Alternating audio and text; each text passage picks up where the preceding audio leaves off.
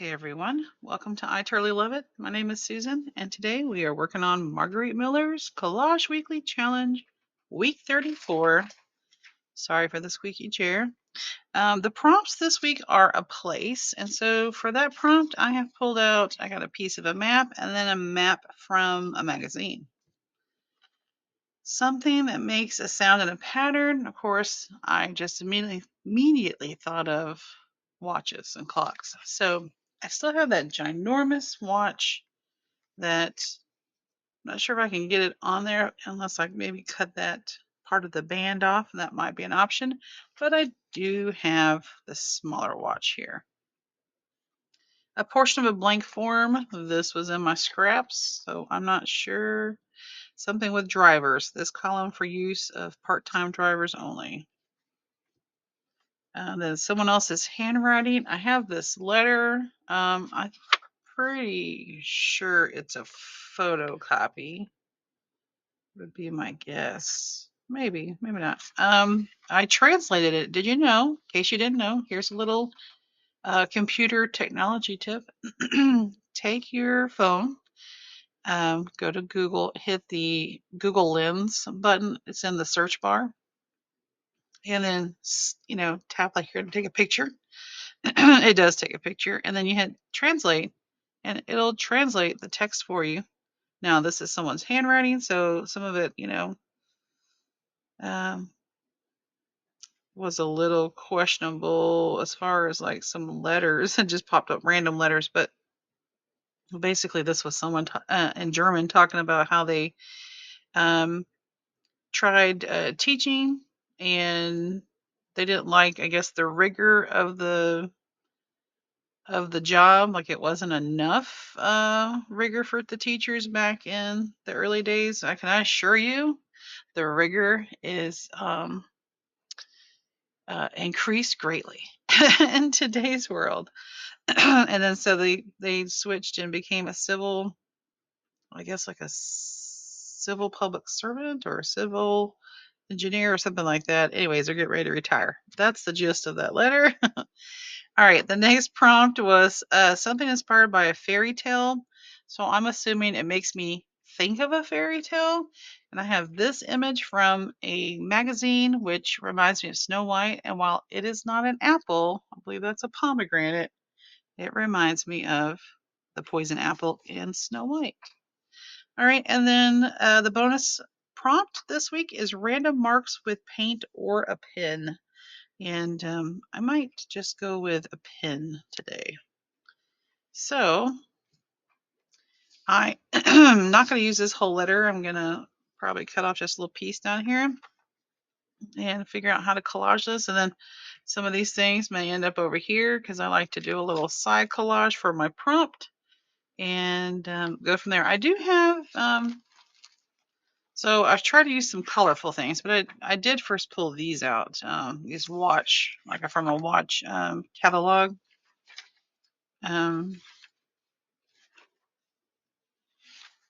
Like at a trade show, like, the value of watches, I guess. So it's not like a watch collector type of book.